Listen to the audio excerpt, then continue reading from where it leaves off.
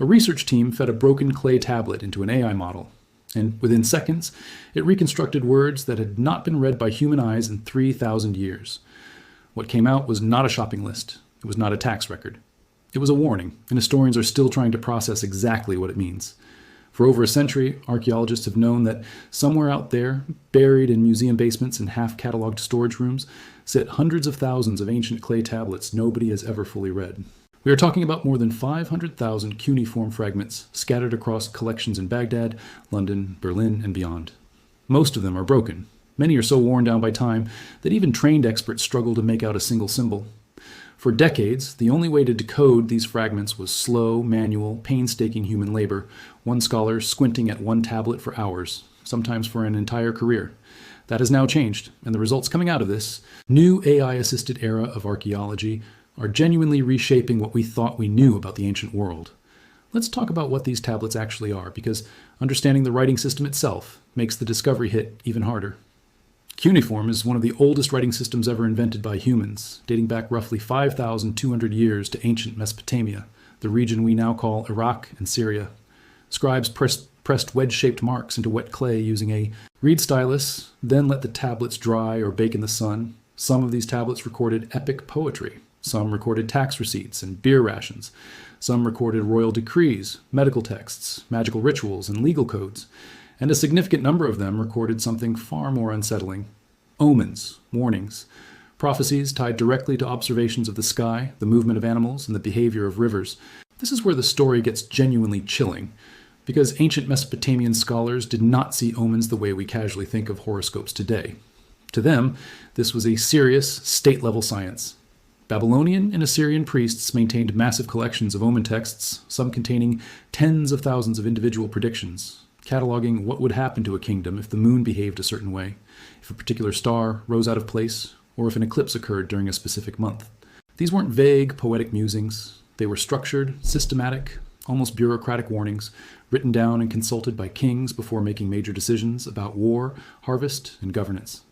Entire government departments existed purely to track celestial events and cross-reference them against these omen archives, because a king who ignored a documented warning risked losing his throne, or worse.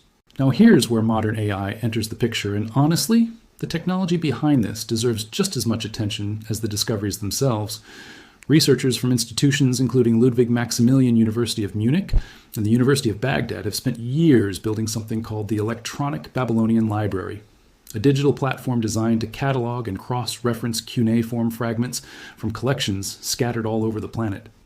One of the biggest bottlenecks in this work has always been fragment matching, figuring out which broken piece of clay physically belongs next to another broken piece, sometimes housed in a completely different country. AI models trained on the shapes of breaks, the style of individual scribes, and repeating patterns in the text have started solving this puzzle at a scale no human team could ever match. In one striking case, researchers used this method to reconstruct an entire ancient hymn to the city of Babylon, stitching together fragments that had been scattered and unidentified for 1,000 years. Separately, a team working with a model called ProtoSnap, developed through a collaboration between Tel Aviv University, Ariel University, and Cornell University, built a system specifically designed to recognize and transcribe cuneiform signs, even when they are damaged, faded, or inconsistent across different scribes and time periods. And in a widely discussed 2025 study, researchers trained an AI model on more than 14,000 images representing over 200 distinct cuneiform signs. When tested against the opening line of the actual Code of Hammurabi, one of the oldest surviving legal texts in human history, the system achieved 98% accuracy, misreading only 2 characters out of every 100. These are not small cosmetic improvements. This is a fundamental shift in how quickly humanity can unlock a written record that has been sitting silent for millennia. So, what exactly are these systems finding that has historians so unsettled?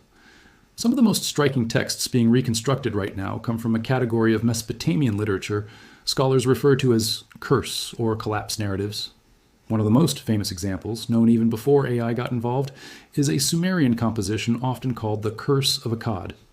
It describes, in vivid and disturbing detail, the downfall of one of the ancient world's most powerful empires, framed explicitly as divine, punishment following a period of arrogance and disregard for tradition.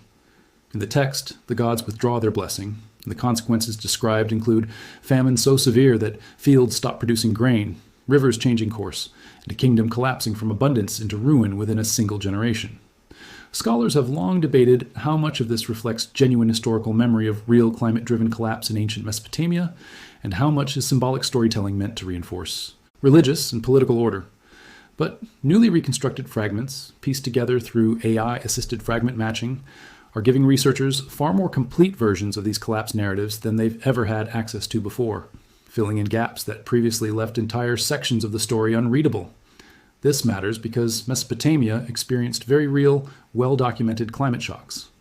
Around 4,200 years ago, a significant shift in regional climate contributed to prolonged drought conditions across the region, and many historians connect this event to the collapse of the Akkadian Empire, the very empire described crumbling under divine punishment in the ancient texts now being reconstructed.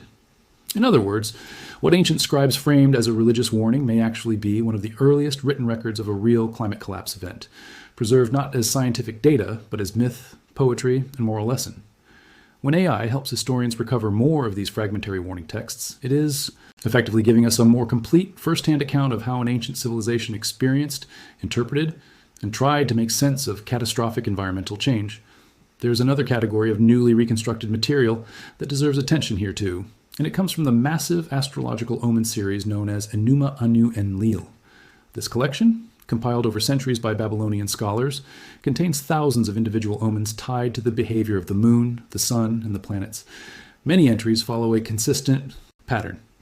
If a particular celestial event occurs, then a specific consequence will follow for the king or the kingdom.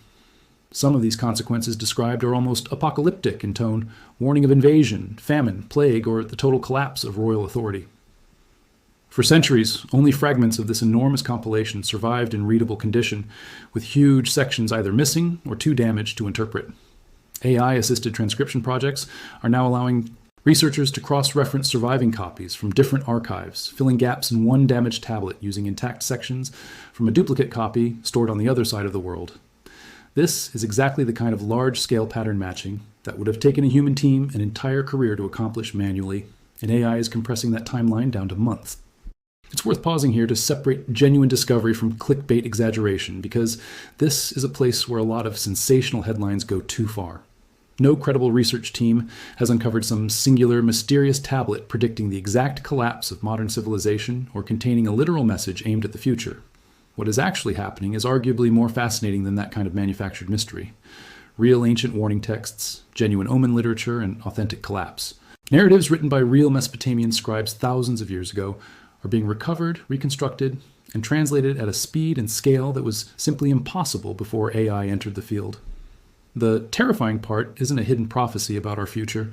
It's the uncomfortable recognition that an advanced ancient civilization documented, in painstaking bureaucratic detail, its own anxiety about collapse, and in some cases that anxiety turned out to be historically justified. And that's really the deeper unsettling layer here, once you sit with it. These weren't superstitious peasants scribbling nonsense onto clay. These were the equivalent of state scientists and court advisors, tracking celestial patterns with genuine mathematical sophistication, some of it startlingly advanced. A separate but related old Babylonian tablet known as Plimpton 322 turned out to encode a list of Pythagorean triples, making it the oldest known trigonometric table in existence, created more than 1,000 years before Pythagoras himself was even born. Another tablet, called Psi 427, discovered in the 19th century and only deeply analyzed in recent years, revealed sophisticated land surveying techniques used to settle property disputes. This was a civilization capable of serious mathematics, serious administration, and serious long-term record-keeping.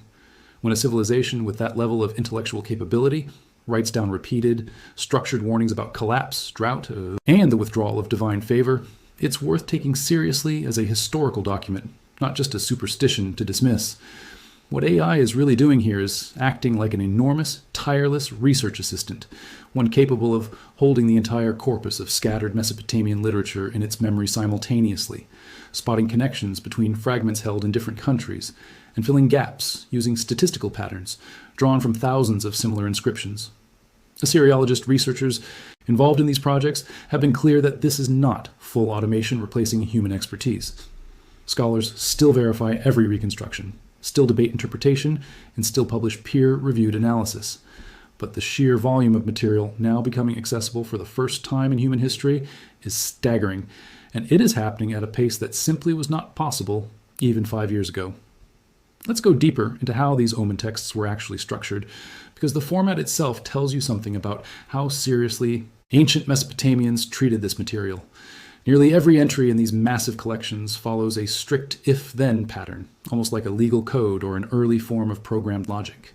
If the moon appears with a particular halo on a specific night of the month, then the text predicts a specific outcome for the king or the kingdom. If a particular planet rises in an unusual position relative to a constellation, then a different, equally specific outcome is recorded. This wasn't loose mystical guesswork. It was a rigid, cataloged system built up over centuries by generations of scholar priests who treated the sky as a kind of readable document, one that required careful, disciplined observation night after night, year after year. Entire schools existed to train scribes in this exact skill, and successful omen readers held real political influence, sometimes advising kings directly on matters of war, harvest timing, and succession.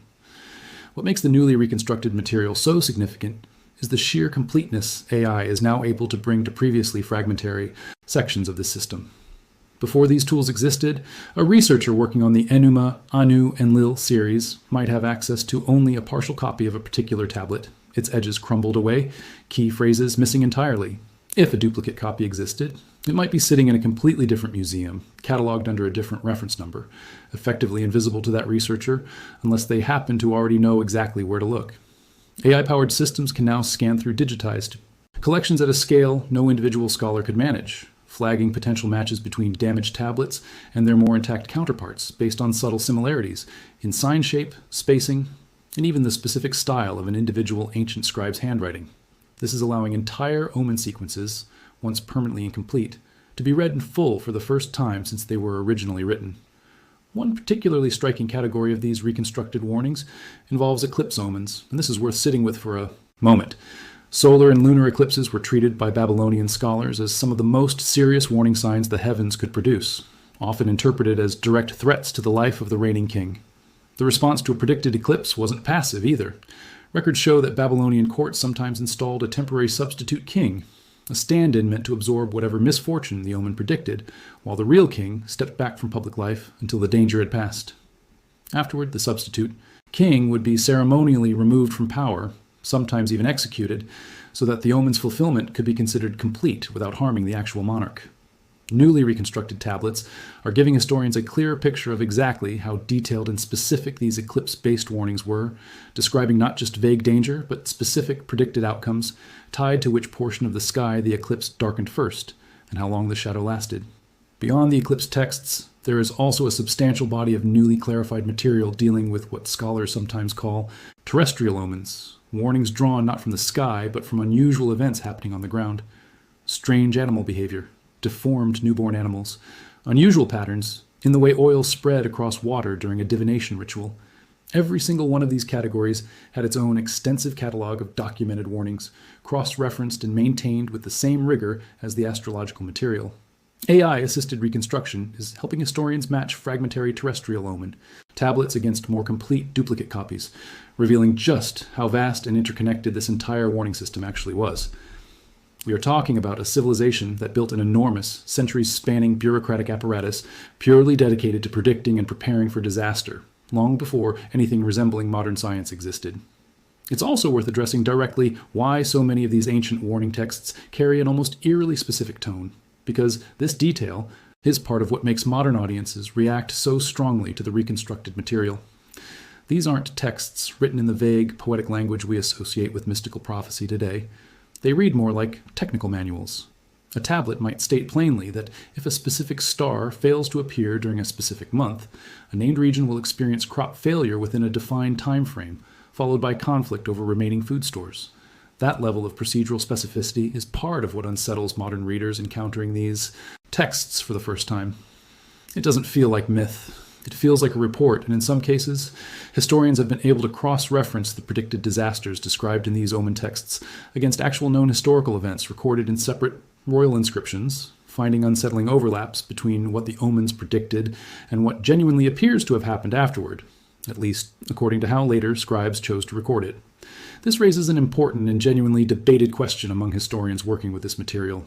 Were these omen collections purely predictive documents, written before events occurred and treated as legitimate forecasting tools, or were many of them written or edited after the fact, with scribes retroactively matching a known historical disaster to whatever celestial event happened to occur around the same time, essentially building the appearance of prophetic accuracy backward from real outcomes. Most serious Assyriologists lean toward the second explanation for at least a significant portion of the material, arguing that the omen system functioned less like literal fortune-telling and more like an evolving, self-reinforcing archive, where each generation added new entries based on observed correlations between sky events and political outcomes. Even so, the psychological and political power of these texts was very real. A king who ignored a documented warning wasn't just being reckless. He was defying centuries of accumulated institutional knowledge that his entire court took seriously. There's a reason all of this feels newly relevant now, beyond the technology used to uncover it. Modern historians studying ancient climate data have increasingly connected several major Mesopotamian political collapses to genuine, measurable environmental shifts, including shifts in rainfall patterns, river flow, and prolonged drought conditions. When you place these newly reconstructed collapse narratives and omen texts alongside independent climate evidence gathered from soil cores and ancient pollen records, a striking pattern starts to emerge.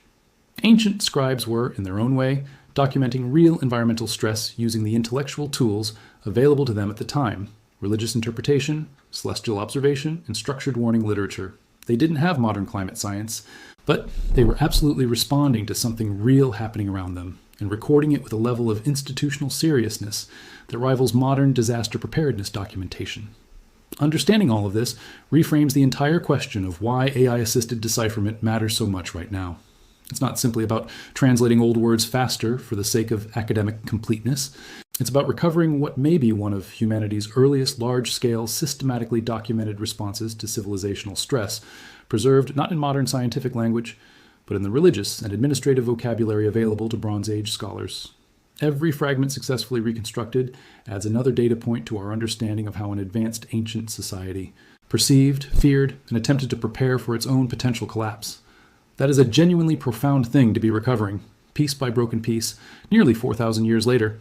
If this kind of ancient history mixed with modern technology fascinates you the way it fascinates me, do me a favor and hit that like button before you keep scrolling. It genuinely helps this channel reach more people who love this stuff. And if you want to catch every video like this the moment it drops, make sure you subscribe so you don't miss what gets uncovered next. So the next time you see a headline claiming AI has decoded some ominous secret message from the ancient world, take a breath before you panic, but also don't dismiss it entirely. The reality sitting underneath the clickbait is almost always stranger and more grounded than the exaggerated version. Real scribes, thousands of years ago, documented real anxieties about drought, famine, invasion, and the collapse of their world, using a level of mathematical and administrative sophistication that still impresses modern researchers. For most of history, those warnings sat buried, broken and unread, scattered across museum drawers on different continents, waiting for someone with enough time and expertise to piece them back together. Now, with AI acting as a tireless partner to human scholars, those warnings are finally being read again, thousands of years after the clay first dried in the Mesopotamian sun. And once you actually understand what these tablets say, the ancient world stops feeling quite so distant.